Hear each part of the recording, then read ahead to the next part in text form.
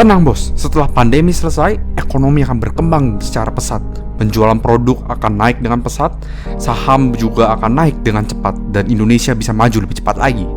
Begitu perkataan yang saya dengar dari salah satu rekan saya.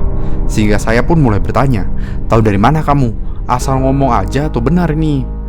Rekan saya tersebut pun langsung merekomendasi saya buku The Fifth Season, ditulis oleh Bong Chandra dan Dani Sutradewa. Judulnya sudah menarik ini, saya langsung beli bukunya.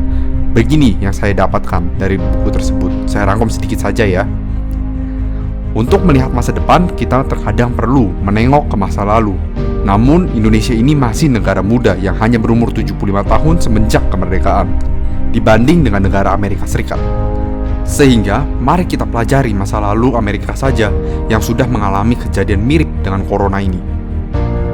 3 kejadian mirip tersebut adalah The Spanish Flu, The Great Depression, dan The Financial Crisis. Sejarah pertama, The Spanish Flu, di mana kejadian ini banyak miripnya dengan corona, di mana penurunan ekonomi terjadi dikarenakan penyakit biologi. Namun The Spanish Flu ini memakan lebih banyak korban dibandingkan COVID-19. Namun karena adanya globalisasi dan hubungan internasional antar negara, dampak COVID-19 bisa lebih buruk dibandingkan The Spanish Flu.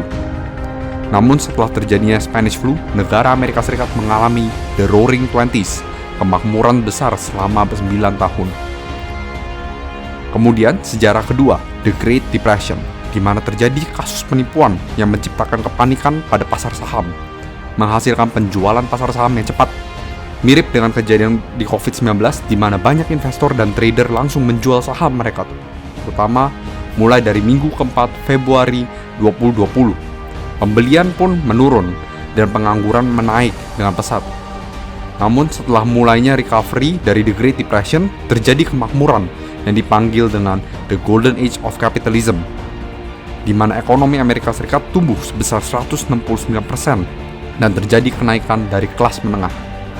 Lalu, sejarah ketiga adalah The Financial Crisis yang dijadikan film The Big Short. Krisis ini terjadi dikarenakan KPR dan KPA Amerika Serikat yang dipermudah, memberikan orang kesempatan untuk menghutang, membeli properti tanpa penghasilan, tanpa pekerjaan, maupun tanpa aset. Dinamakan sebagai ninja loan. No income, no job, no asset. Di mana hutang-hutang ini dijual lagi sama si Wall Street itu, dicampur-campur sama hutang lain, terus dikasih grade AAA yang bilang ini hutang tanpa resiko karena sudah didiversifikasi dengan hutang-hutang yang lain. Namun setelah recovery, langsung Amerika mengalami kemakmuran ekonomi terpanjang tanpa resesi dan tingkat pengangguran mencapai titik terendah semenjak 1969. Inilah yang disebutkan oleh Pak Bong dan Pak Dani sebagai The Fifth Season, di mana ekonomi mengalami penurunan pesat, namun terjadi kenaikan pesat setelah recovery.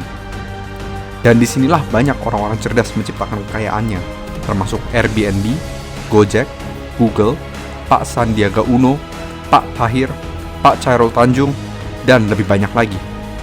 Maka kalau tidak mempersiapkan diri, siap-siap saja kamu ditinggal.